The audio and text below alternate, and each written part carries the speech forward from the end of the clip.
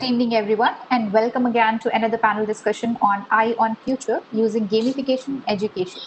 For this session, let me welcome our moderator, Mr. Sebastian, co-founder and CEO Playvolution, our panelists, Dr. Lalit, MD McGraw-Hill, India and South Asia, Professor Dr. Tabrez, Pro-Vice Chancellor and Dean, GD Goenka University, Mr. Kinshuk, founder Hashstash, Mr. Kunal, co-founder and CEO Logic Roots. Dear audience, please ask your questions in the chat box.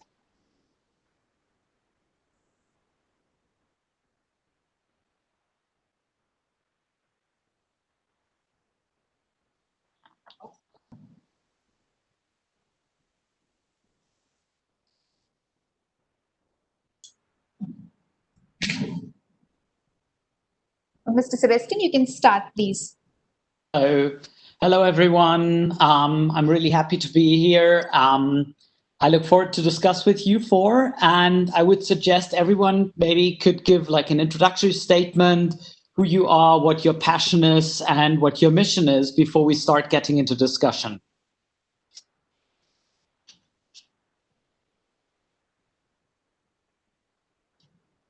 Would you like to start? Anyone starts? Yeah. Hi, everyone. First of all, a very good evening to all of you. My name is Kinshuk, and I'm the founder of a gaming studio called Hashstash.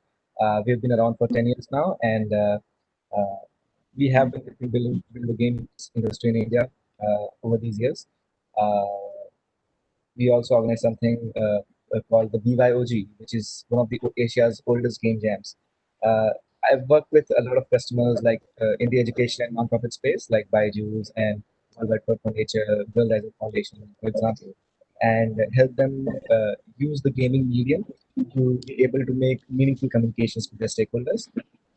What drives me is how interactive medium like games can be used to make very insipid and difficult communications easier and engaging. And I just love doing that. So happy to share my thoughts. Very good. Hello, this is Dr. Tabrez Ahmad.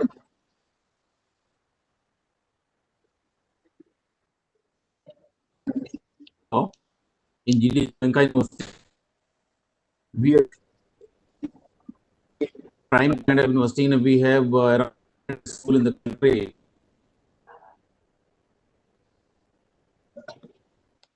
We have around 4,000 campus. This is goal. 5 university, and myself, I have great about the cyber law and from last 20 years when they came in India, and to see that how internet and the information technology really help in the growth of all the sectors. And education is one of the very great area that we can do a lot of benefits, and we have seen during time that how it supported the online classes, the blended learning, so how it can further help us to gamify the entire learning process for better engagement, better learning. I welcome you all in this session. Thank you, all of you. Hi, I'm Kunal. I'm founder of Logic Roots. Logic Roots makes social math games. So the idea is we gamify math practice for kids age 3 years to 15 years. And we address individual, very specific skills. Example is division of 1 and 2 digit numbers without remainder, because that's how kids learn. And that's how specific we go. We make both digital and physical games, and our physical games are a much bigger hit than the digital product that we have. But the whole concept is to use gamification to change user behavior, help the kids get over the fear of numbers and learn better. So happy to address or answer any questions that you guys might have. Thank you.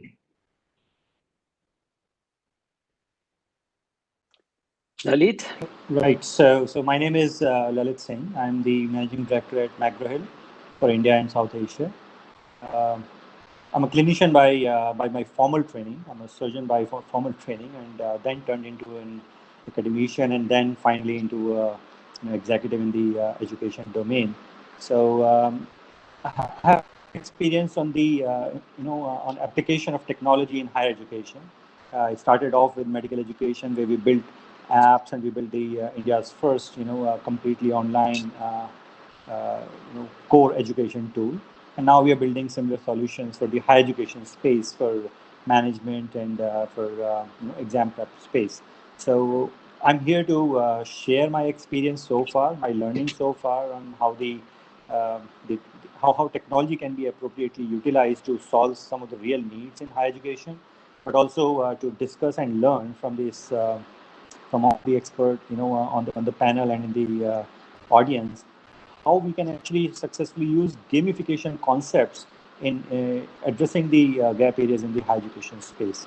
So I look forward to that enriching discussion, and also if there's any query that I can answer from my own experience, I'm happy to share that. Sebastian? Thank you, everyone, for introduction and for introducing yourself and already giving us a bit of an insight of what you do and where you are heading. Maybe my first question to the panel would be, how do you guys approach gamification in each of your companies, and how do you make it work for you?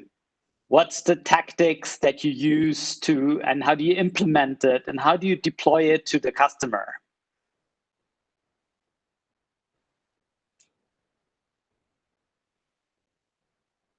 I can at least give logic roots response. So while we make games, I really believe games and gamification are two different things. And gamification has a purpose, a very specific purpose, which is you want to change users' behavior. Like I started that kids are afraid of numbers, then I want them to start loving the numbers.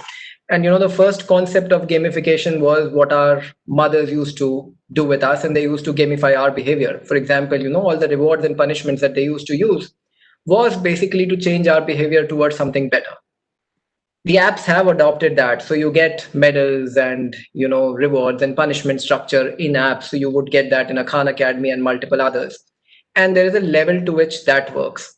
We wanted to take it to the next level, and what I understood from gamification, or the biggest influencer of change for me as a kid, has been the social circle around me, my friends, my family, others.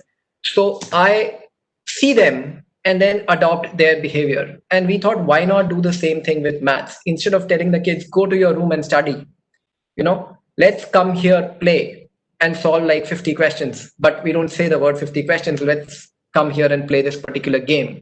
So the idea is we want to integrate the social circle in math, and that is the only way we want to gamify the whole thing. So while we have single person gameplays, we always insist on multiple kids, multiple families, or parents and kids and teachers playing together, and that has had the huge impact for us. So to me, the gamification is basic version is rewards, punishments, a structure, then you go to social, and then there are a few next versions that we are thinking of. So I think that's very interesting, especially as it applies to young learners. How about Lalit? How about older learners, more academic learners? How do you approach the issue? Right. Thanks, Kunal, for simplifying it and setting the right context. And very good question. How do you really extend that into the higher education space where the concepts themselves are at times more complex and also abstract? And sometimes learning in that kind of context, in that kind of subject area, tends to be far more difficult than in the primary education space where you're talking about simple math. I'm not saying simple maths is simple. I'm saying to apply the concept of gamification to the higher education where the concepts are complex and the context is different and the learners intellectually are at a different level. You need to be able to create a different level and different type of reward and punishment system, right? That's what we have tried. So in my experience, what we need to also then add in higher education space is the outcome angle to this whole thing. Like it or not, our education system in the end is linked to a certain outcome. So if I have to learn a subject called community medicine, where I have to learn probably 500 different definitions and their applications in the area like epidemiology. So it's not mathematics, it's not simple equations. They are complex, abstract topics that you need to really explain to the learners and which learners need to really enjoy. going through, and then that is to be linked with the outcome that is expected. So at the end of a course in epidemiology, the learner is expected to understand how to apply those abstract concepts of epidemiology in a public health space. So COVID is a very real example all around us. How do you actually talk about herd immunity? Herd immunity, politicians in India and in the US, everywhere actually are making claims about herd immunity. But what is herd immunity? That's an abstract concept in itself. There is a mathematical root behind that. And if we can really bring these two elements together and make it real with those examples, and then add the element of the impact to that, that's where we are helping the learners. We can take similar examples from law. We talked about law in another context, and I'm sure we can hear something on that from Professor Tabrez. But in the higher education, again, you can think of abstract management subjects, for example, human resources management. How do you really bring the element of reward and punishment to begin with, and then add the element of application and therefore the impact on learners' outcome, their learning outcome, or for that matter, on teachers' teaching outcomes. So that's where we have really been thinking of simple applications of technology to solve the simpler issues around accessibility and availability around the clock. Those are easier pieces which have been solved to a certain extent. But the next level of questions which link to the outcome and impact are the ones where we are right now. I think as an ecosystem across the education institutions and service providers and learners and instructors, and that's where we need to really find that right balance and the right kind of solutions. But how do we have to imagine this if it's a really dry and complex topic, as you just explained? How do you present it to the user? Is it a question answer game? Is it, do you have avatars talking to you? Do you have Bugs Bunny running around? Like, how do you make people enjoy terribly boring things that turn out to be super complicated at the end? Right. So I'll give you a quick one on that. A real one that we did. One of the subjects, in India, it's very important that we have to make the students learn about is sanitation, right? So the good sanitation practices. So one of the topics, and again, taking an example from epidemiology, is to actually teach the nursing students and medical students in their early years about various kinds of sanitation, practices and the principles that you apply. And one of the examples I remember from my own college days, and which is very funny, is different kinds of toilet seats. Now, there is an evolutionary angle to that, and there's a cultural angle to that. What I tend to do and what I did was added a humor element to that, right? So there culturally there are different kind of practices. How do you spot really that particular posture? It has been linked to some people say to Ayurveda that a certain kind of posture is actually a yogic posture. It's doing yoga while you are really evacuating yourself. And some other people have given different kind of theories to that. But the fact is, from a very learning perspective, a student is expected to learn about at least 8 to 10 different types of toilet seats, and then how they can be fixed, and in a rural setting, and how can they be utilized, and like temporary camp kind of a situation if you are really in a war setting. No, those are areas which nobody, those are things that nobody can really imagine, right? So we are used to what we see around us, but we can't really imagine things that are not around us from a very, again, experiential perspective. So that's where we brought in an element of humor in there, and also brought in an element of people.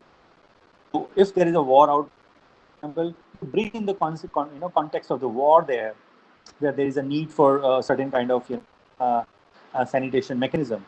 The other example we bring in here is a construction site, large construction happening, big mall or a residential complex coming up, and with 2,000 people actually working there. Now it's a temporary arrangement that you need to make, but then you have to really, it's a complex thing. You have to really get into the details of how many people will be using it and how many times they'll be using it, and therefore what will be the, and it's a, so this is something that we did, and we brought in the elements of, as I said, humor and the real context to that. So it's not about having a rabbit running around or having avatars. I mean, those things probably work till a certain age group. Those things don't work beyond a certain age group.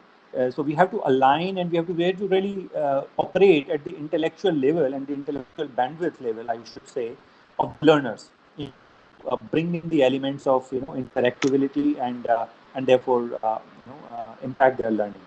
So I think engagement is driven by the context. Engagement is driven by the relevance that we bring to the topic. So how live we can make those boring subjects is very, very important. Dr. Tabrez, you have the same thing, plain topic and the boring topic in a way, but you don't have the option of showing toilet seats. You have just written text, right? Which is written down in law. How do you approach this? Very right question, Sebastian. And thank to Kunal and Lalit for very nicely explaining the ideas behind the gamification. If you talk about the legal education, generally we have challenge because it is a very complex area, and also we have to raise the legal skill, and also it takes a lot of time. So we have to see how we can engage them for a longer time, and how we make them that learn these skills. So generally, what we do, we try to see the Bloom's taxonomy, which provides that higher, lower level learning to the higher level learning, and because we have to make them understand about the principles, and also they have to then try to know that how to present the ideas, how to draft, and also how to handle the research, and also how to make the presentation, and how to really find out the solution of the emerging problems, emerging complex problems. So that's why it is a very important area, and that's why gamification is very, very important for law students. How we use it, what we do, we try to do a lot of competitions. For example, before going and joining the course, we do a lot of moot court competitions, and then we give a lot of the problems framed by once we engaging in the problem, and a lot of teams are there, we can make the teams, and then everybody is trying to find out a solution. In this process, they are able to learn the entire concept, entire principles, and also they are able to raise their legal skills. Also, we do analyze the current cases. For example, the decided cases, what we do, maybe case belong to 50 years old, or case belong to maybe USA or European Union. These are different economies and different socio-economic condition, and we bring those cases in India and then say, please discuss and find out the creative solutions. If the case was filed in India, what will be the decision? Or suppose case belong to 20 years old, there was no law on that point. Now suppose you are a judge and a lawyer, how you are going to find out the solution? So this way they are going to utilize their creative knowledge, as well as they will be fully engaged. And also we do a lot of kind of the reward policy, because it will be part of the assessment to their grades and the courses. Plus we can provide the kind of the some reward in terms of some certificates, some kind of the trophy and all. So this is a very, very important area for legal education. Also, some of the courses I mentioned that regarding the procedural laws, the property laws, it is mostly people say it is very dry, because only procedures are there. In the it is very, very fixed area that you have to follow. So that's why they may sometimes lose the kind of interest. But in those procedural areas, we can again utilize kind of the, we say, we do sometime the trial advocacy competitions. So we do sometime the client counseling competitions. For example, if client will come to you, how to handle the clients. In the client handling, they will try to find out the client's background, client's motivation, what are the case truth, why he want to file the case, and what is the possibility of the decision. Because if the decision is not going to favor the client, better not to invest the money right now, better to go for out of court settlement, or not to file a case at all. So this way, I think the theory of gamification, reward, punishment, and skill orientation and student engagement for better learning will be a very great idea for the legal education. And also we have recently seen a lot of the technologies coming forward. For example, we have now the artificial intelligence and helping to find out the relevant case. For example, in a court of law, because the judgment depends on the psychology of the judge. If judge is a great kind of the favorite of human rights or maybe environmental law and all, and then you can find out his old judgments by the use of the artificial intelligence, and then old judgments can tell you that what is the judge psyche and what kind of judgment he favors and supports the arguments, and then you can find out the relevant cases he has already decided, and then you can put those cases in favor of your argument. So this way, the technology, the artificial intelligence, the blockchain technology, and the gamification technology will be great support for education of the law as well as fighting the case in a court of law. Thank you. Very interesting. Sunil, you are the expert here in programming all these things.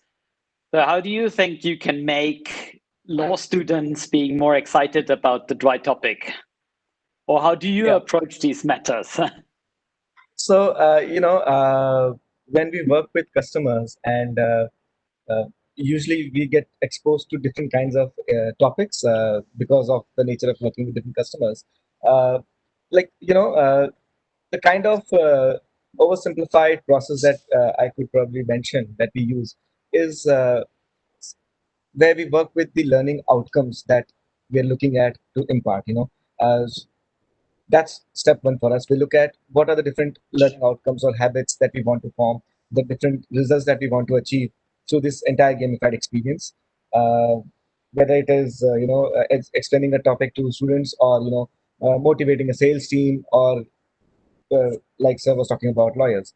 So once we look at those learning outcomes, we try and map them with different attributes of this intended audience that would be using it. Try and build some kind of psychographic models of the kind of activities that would engage them more and encourage them to do certain specific activities. So we sort of make use of different activities or interactions that these uh, players of the gamified experience can then pursue. And from our perspective, there's only rewards and positive reinforcement that we give. We avoid giving punishments, and we sort of structure it in a way where the lack of reward for a specific instance would be punishment enough. So that's usually how we try and approach it. And it like I think one of the most challenging things in this entire exercise could be communicating ideas about topics where people come with an assumption that they understand it. For example, we're working with a customer right now on building a learning exercise for human rights. Now, this is a topic which is so nuanced that it's very difficult to very easily communicate this. So that's the kind of different steps that we try and follow. And I think this is just one approach. There would be many more valid approaches. Well, thank you. I think we're looking in our company, we're looking at the fact that we're educating small children. And one of our key factor for us is to figure out how to keep them attentive and how to keep them looking at the product over and over. So gamification has been a logic route for us. At the same time, we're looking at the fact, where does gamification turn into pure education and the viewer or the child doesn't learn anymore because it basically gets taken away by entertainment? So I think while on the low end, you have very dry subjects and you can read out of books, and on the high end, or whatever that low and high end is, but on the high end, you end up presenting basically entertainment, and the education becomes secondary. Where do you think is the limitation to this whole process? Maybe you, Kunal, you have the best experience here, would comment on that. Oh, I fully agree. I think it's a very valid point. It's something that we have spent, if not years, several months working on in exploring. Because just to take your point forward, if I try to make it too much of a game, the kids will stick to it. But will there be a learning outcome, which Lalit had started with? No. Right? So I have to have the right balance, and it's very easy to make it too much of a game. I just introduce fast-paced music. I make sure that there is a lot of movement. So maybe I have to press too many buttons, and maybe there is a chase or some such activity, then kids will get engaged. But at the end of 15 minutes, 20 minutes of a session that they have played, did they do anything maths? Did they learn anything? No.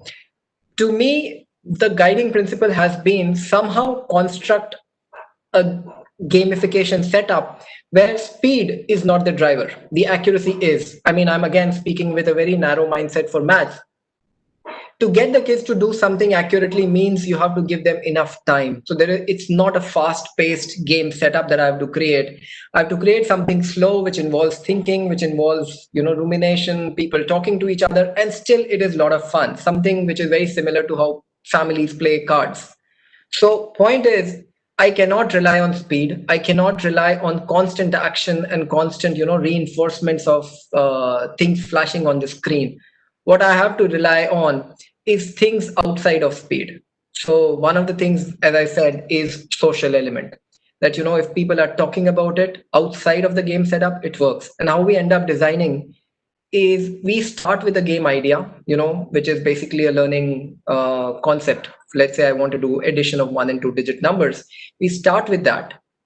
We create or construct a core gameplay around this. It could be, rolling a dice. It could be based on drawing cards and chance cards and so on.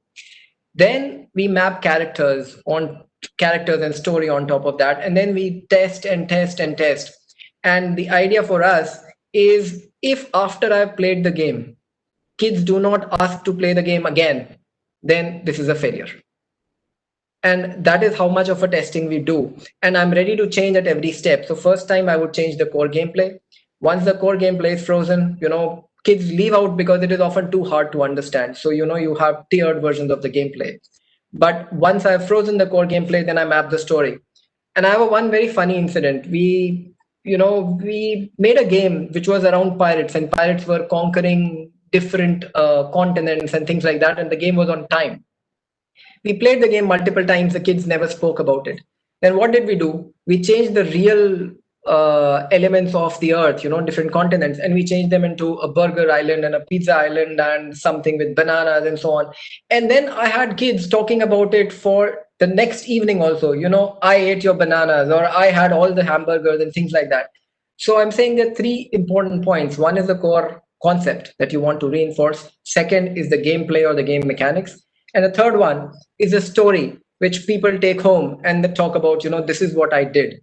And we will have to work on all 3 elements to get the game right. Okay, Lalit, you have students who have a lot longer attention spans, right?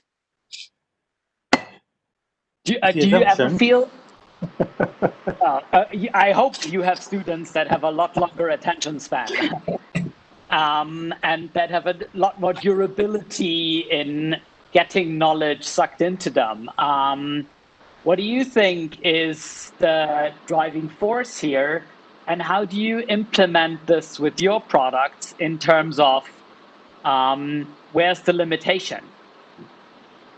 Right. So I'll answer that, Sebastian, and I want to add one more point to that, just carrying on from what Kunal just said, right? So again, so as you very rightly said, Kunal, 3 elements that you need to look into that. When it comes to higher education, Kunal and Sebastian, what happens is it's very important to identify who and what are the drivers for the learner to come to a particular application, or even if it is not a hardcore technical application, even in a classroom game, for instance, in the higher education context. So who is bringing the learners there, and why are the learners coming in there? What is the game like? Who benefits in what manner from that? And why I say that? If it's an instructor who is forcing the learners in a higher education setup, a typical classroom setup where the teachers have played games forever, right? We had our own teachers who played games with us when there were no technology around. Teacher takes the initiative, and he or she creates an environment and creates a story, and then creates enough interest among the students in the class for everybody to come together and be part of their journey for the next 45 minutes or 1 hour, whatever the duration is. Now, going back to again that example of toilet seats, right? So when I was in my own MBBS, we didn't have any technology to support learning of different contexts and backgrounds of those. We had very little, in fact, to really even contextualize the setting of a war in which you would need, right? In those temporary tent settings, you would need to create, infrastructure for sanitation. So even there, the good teachers were able to create that atmosphere and build the excitement around, those stories.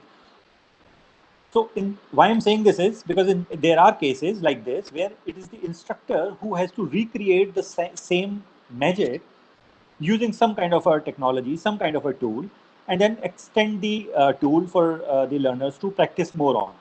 So these are the cases in which there is a story which is very important, and around that story you build rest everything. On the other hand, there are incentives for students to take the initiative and get onto the game or get into that learning, exercise on their own. For example, at the end of the day, I have to pass an examination. India is an examination obsessed country. To get in a course, you write an exam. To get out of it, you write a better exam. That's the only way to get a degree in our country. And if you don't have a degree, you don't exist, right? So we are an examination obsessed country. So therefore, there are lots of students who themselves take initiative and again get into the games or in gamification, whichever way you look at it. So if a student is taking the initiative, now nobody has to really give them another incentive or another motivation. Students have that motivation, or the learners have that. Take the example of students who are going to write a JEE entrance examination. Kunal went to an IIT. He must have written that examination. I wonder if he was forced to really take that initiative or he was given, he had something from within. It's a mix of both in most cases, but the real ones who really crack those examinations and go to those top institutions have something from within. You don't have to push them. So I think to Kunal's point, these are the set of users who need lesser gamification from a build-up perspective. They have a motivation already. What you need is a more learning and outcome waved in there. Whereas if the instance where the teacher is trying to build the motivation and get the learners along, there you need to add elements to drive that motivation, which could be some of those gamification elements. Again, depends on the level of students and their incentives. The third thing I'll say is I'll segregate professionals from learners here. So professionals, I mean like engineers and doctors and lawyers and nurses, chartered accountants. These are people who have their degrees, but they still need to learn. Right? Learning is a lifelong thing, and we all have to learn as well. So this set of users, motivation is not a problem. They are taking the initiative by themselves. Learning outcome is not defined by somebody else. Learning outcome is defined by these set of learners themselves. So I give you an example of nurses, where I have a real example, not from my experience, one of my friends' experience who works in this area in Gurgaon. He was working, and he and his team, they were working with a large, hospital setup, where the problem that the hospital has was the nurses were not able to really scale up in terms of their skills fast enough for the hospital to derive the best value out of those nursing students. So you can think in terms of efficiency, or you can think in terms of the options that the hospital had. They had to hire a separate set of ICU nurses, then a separate set of nurses for their regular wards, separate set of nurses for their, let's say, emergency services. So there are different conditions. How do these nurses get specialized? This is their skills. Where do they get these skills from? By working. So if we can bring all these things together and create an incentive for the nurses that if you do this, then you can get a quicker entry into a critical care nursing setup, for example, which is right at the top. Or you can get into the operation theater and start working with the top surgeons faster, right? You don't need 3 years of work experience, let's say, just making it up. You can get there in 1 year's time. But for that, you have to demonstrate you have these 5 skills. When I say professionals, I'm talking about skilling elements. And there are areas where skilling, there's no replacement for actual work. If I have to be a surgeon, I have to operate on real human beings in order to qualify, as a surgeon. But if I can practice on some dummies, if I can practice some of my skills, if I can just rehearse some of the regular steps that I have to do and get perfected on those things before I touch a human being, I think it's a better outcome for everybody, including the patients themselves.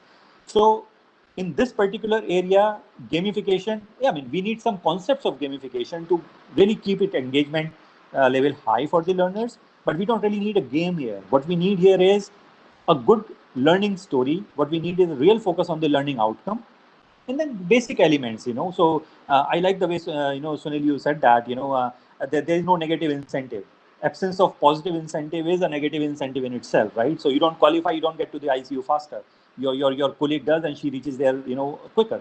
So Sebastian, I hope I'm in a way answering your question, because these set of learners have different requirements, and even their instructors or their teachers or their faculties have different requirements, and therefore the treatment we need to give to the subject area and the application has to be slightly different from what we do for a younger set of people who get excited in pizzas, unfortunately. I think we all agreed that incentivification for learners are a key topic. It is most important to, whether it's a small child or an adult or a student or even someone who learns something by themselves, they need to have an incentive why they go there. And I think that to us definitely is the key thing to cover. But what I think we should do to wrap up this discussion is maybe each of you can give an example of really, really exciting use of gamification. And where do you think does gamification will take us in the next few years, maybe in the next decade, since digitalization is kicking in everywhere? Who wants to start? Maybe Sunil, you will. So I can give an example of a form of gamification that we use internally while working on all our projects. We have slightly gamified our entire project management experience, where when people work on specific tasks, they get specific points for it. Different tasks are also associated with different kinds of categories. So we're generating a lot of data around people's performance, how they spend their time, and how efficient they are with it. And all of this is being done in a very visual way, where people can look at each other's performance, they can comment on each other's performance in a very positive peer feedback kind of a way. And we sum it up at the end of every sprint with a free hanging out session, where all of us get to make jokes and have fun at each other's expense a bit. So that sort of also pushes the team spirit that we have, and brings in everything very closely together in terms of the work that was done in that fortnight, and the outcomes that were achieved for the project, and the skills that were developed by people while working on it, the skills that they exercise. All of that comes beautifully together. And Professor Tabrez, how do you see the future of gamification in your area?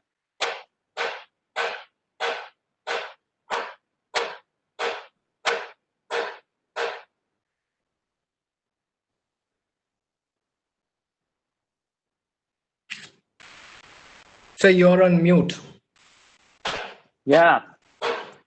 Maybe you want to pick up here quickly, Kunal?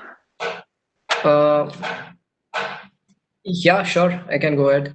Sorry, it was on mute. Yeah. So sorry. what I see that the challenge is that defining the learning outcome. So once we define the learning outcome, now the challenge is that how fast we can achieve as a outcome. Generally, if in a particular class, see, there are two kind of the groups. So one is the slow learner and fast learner. So regarding the gamification, I think those who are slow learners, they require different strategy to be handled properly by using lot of gamifications. And also those who are the fast learners, we have to use some different setup, because in the process, those who will be, if you focus a lot on the mostly solo learners and all, in that case, the no value add to the fast learners, and they will be losing the kind of interest, or maybe not able to get motivation and go to the higher level. So that's why I think we have to filter out that who are the slow learners, who are the fast learners, and then depending on the and then we have to define some strategy by gamification, that what kind of gamification applies for slow learners and what can be the fast learners. This way we can maintain the level up the both the groups, because if for the fast learners, if you're going to use some low level of the teaching skill, or maybe you are not able to put some value add to the fast learners, they'll be losing the interest. And also if you're going to use same thing for slow learners, they'll feel something very burdensome, and then they'll go on losing the interest, and then for a long time they'll feel, my god, this is not my cup of tea, and they may lose the entire interest, entire kind of interest in the learning process. So these two, slow learners and fast learners, we have to utilize different gamification, so we will be able to achieve the very fast learning outcome, and we can then entire class can be to particular level after some time. Good. So we'll swip on to Kunal. Kunal, you can give us an outlook on the future. How's gamification going to look like in 10 years? I have two things to add to what has already been said. I really agree with the whole thing that, at least for kids, gamification is more of a motivation problem. It's not of a content problem. As you get older, then you want to build better and better content, like what Lalit explained about the toilet seats or other examples also, because the motivation comes from within. For younger kids, it is a motivation problem because learning is fighting for time with a lot of other activities that the kids can do, either play a game on phone, watch TV, go out with friends, or do something else. To me, what it looks is the future would allow a lot of personalized learning. While kids are learning in a group, a large class, we would still be able to deliver a personalized learning experience for each kid. I'll take one small step that we have taken is even with our board games, what we have done is we have integrated them with Alexa. So for example, you, me, and Alexa can play a particular board game and Alexa can actually make moves. Now, while it is in its early days, what playing with Alexa does is, one, there is a social angle. Second, I am able to monitor the progress of the child. That is the child not able to do subtraction sums, or is it multiplication table of 7 where the child is stuck? And to the kids of this generation, I mean, to me it doesn't feel very natural, but to the kids of this generation, speaking to Alexa tell me a joke, or Alexa do X and do Y, feels so natural, as if they are speaking with a friend. So to me, personalization via devices, via such systems, AI devices, or via such devices at home, is going to be the future of learning and gamification. We will have to integrate ourselves with things around the home or around the classroom, and go out of one device, one iPad, one textbook, and we'll have to be all over so that kids can explore learning at their own pace in their own individual styles.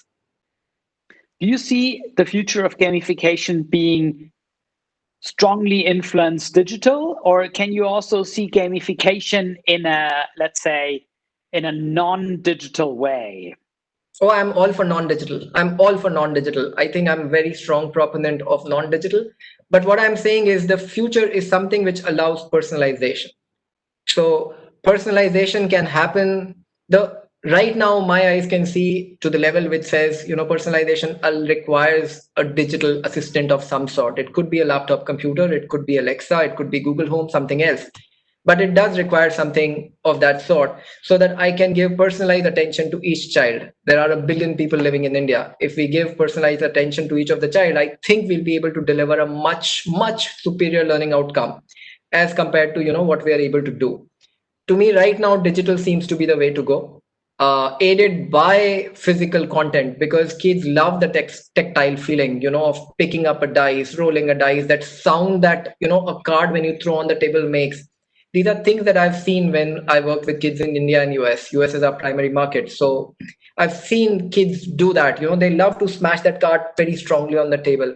So I don't think we can remove that experience, but the future will be something which combines both the personalization or personalized assistance of a digital product with the tactile feeling of a physical one. Well, thank you. So Lalit, your customers do they still need the tactile component, or are they digital? Will they go completely digital? Well, so some of them may actually, and I'm sure nobody needs that tactile sensation when we're talking about toilet seats. But yes, there are other instances like an ICU nurse training, for example, on a central line being put. So that's where you need that tactile sensation, because there's a particular resistance that you have to feel is being overcome when the needle gets inside the vein. So if we can really get to that extent and bring those those elements into the learning process, it'll be very powerful. Are we there? No. Given whatever we see around, we are not there yet. But the way technology is progressing, I'm sure we are very soon going to be there. But if I have to really tell you, what I see the future of gamification in the kind of, I don't want to say customers, I say users that we address, which includes professionals and, also engineering students and medical students and nursing students.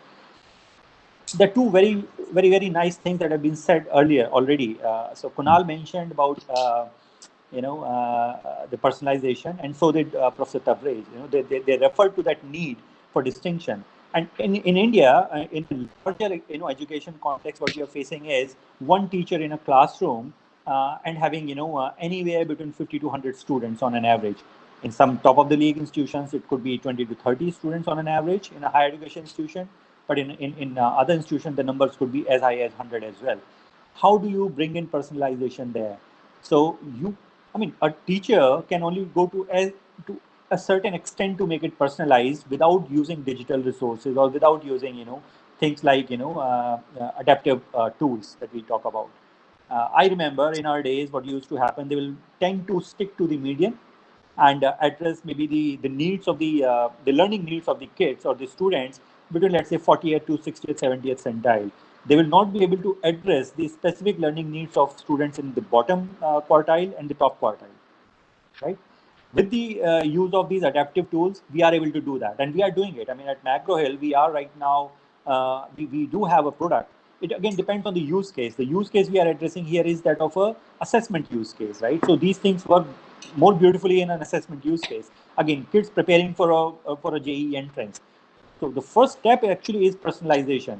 So you do first 2 or 3 adaptive tests just to understand what the baseline for the student is, not overall, but for all the subject areas, and not at a subject level, within the subject at, let's say, all the topic levels. And we actually don't stop there. We go to one level below, we go to the subtopic level.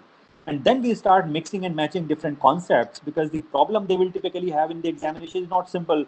Tell me the formula and just put the the values of the two entities there, multiply and give me the answer. It will need application of 3 or 4 different concepts or topics or subtopics coming from different parts of the subject, and many a time from across subjects. So in those kind of complex setups, before we actually go there and start teaching students on that, what we need to really cover as a tool, as a medium, is to address all those topics in their individuality, and then assess where does an individual student stand on those individual subtopics, let's say. And once we have that baseline for each student at that level, that's where we start building it up, mixing the learning and assessment periodically, depending on the journey that the individual student makes or individual learner makes, and then taking them on a graph which goes up. The idea is to, in the end, link it to an outcome, which is success in an examination, which means to have 80 percentile minimum here, 90 percentile here, 100 percentile here. How do we reach there from the starting point is what the beauty of the tool has to be. And within that, you bring in the elements of adaptiveness. Within that, you bring in the element gamification. You have to keep giving the learner motivation from time to time. If he or she is getting stuck at some level, you need to serve them the remediation content as well. So in my context, in my experience, the kind of users we address, it is not just a tool problem. It is a problem where we need a very good mix of the content and the appropriate technology and the context. All 3 of them are very important in our case. And the real product that we are working on right now, we are in the early stages. We have not cracked the code. I'll be lying if I say we have. But we have really worked on these basics so far already. And the first instances of the product, they are receiving good feedback from the market, I'll say. I'll not say they are getting terribly good, or bad acceptance, but they are getting very good feedback. But the ideology that we are projecting to these end users is being accepted.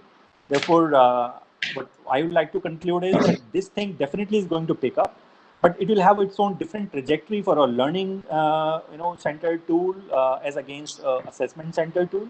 Will have a different trajectory possibly for a professional who is trying to learn something than for somebody who is in a school or somebody who is in a somewhere in the middle, in a college level, let's say. But definitely, this is something that's going to add a lot of value to the learning ecosystem in our country.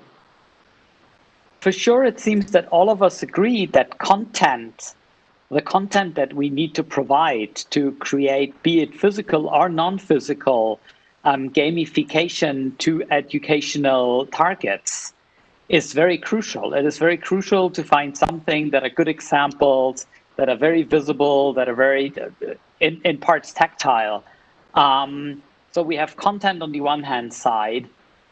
We have the digitalization on the other hand side, which is probably progressing everywhere in the world these days. And I agree, individualization is a very, very important factor. Where is the line where individuals feel triggered and maybe also punished by gamification because they cannot reach, or they do not achieve the points that you need? Or do we all think that this is a very level-based thing, that you proceed from one level to one level, so you're under little pressure and you are actually proceeding on your own pace? What is self-paced learning versus the pace given by the tool or by the teacher? So I can maybe start on this one. My personal experience so far, both as a teacher some time back, a student before that, and as a solution provider now. Having spoken to hundreds and thousands of students and teachers, I can tell you, no tool that exists can replace a teacher. Tools can make teachers' job easier and more effective and more efficient. And that's where we need to really think about all these things. And I'm saying purely from a higher education and a professional education perspective. I'm not talking about the school, because that's where I don't have much experience in. My own kids, they have a lot of experience. That's very, very personal thing. So I don't have a big data point to refer to. My kids, they miss their school. Last 6 months, they have been forced to see their teachers on camera and write an examination online. I mean, they're doing it, but every day they ask me, Papa, when are we going back to the school? I'm missing my school. And when they say that, what they're missing is that collaboration that they have with the kids, the playfulness that they get there, but more importantly, their interactions with the teachers. So what we need to really, in my view, what we need to really think is, a teacher cannot be replaced. We can definitely make a teacher's job easier, better, more effective, more efficient by providing them the right tools and techniques to individualize, personalize, and then involve and excite the kids. That's where I see the whole thing coming together. Neil, what do you say? Coming from the opposite end almost. So no, I think Lalit already included everything. Like, there's not much to debate there.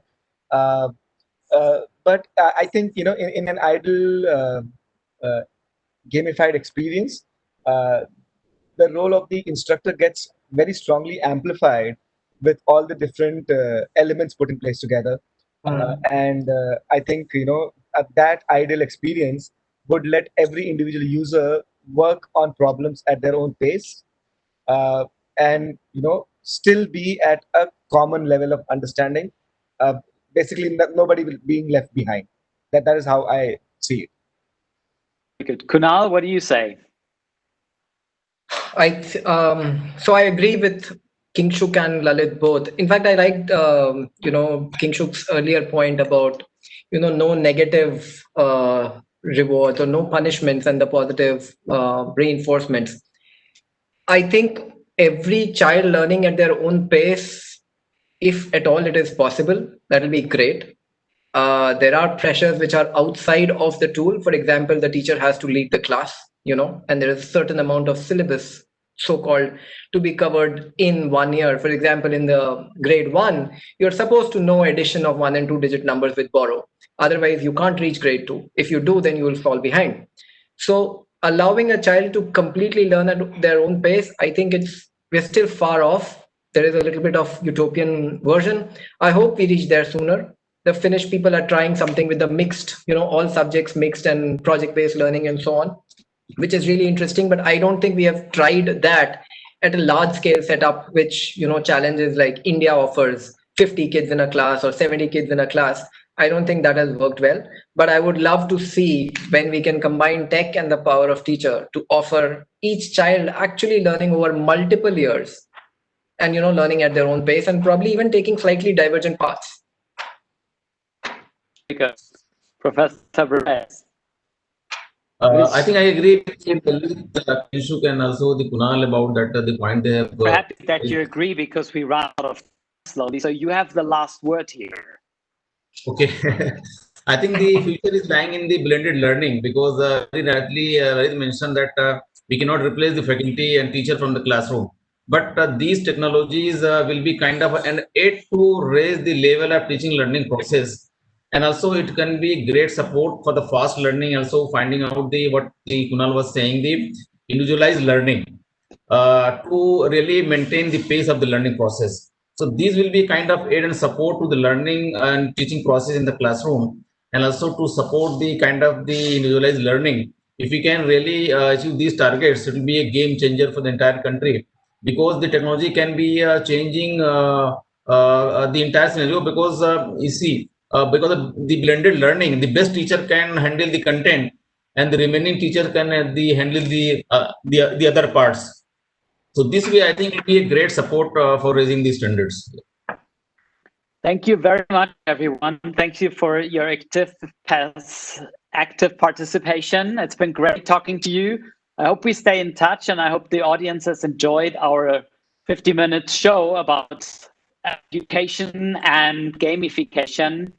And I wish you the very best, and thank you so much. Thank you, all of you. Thank you.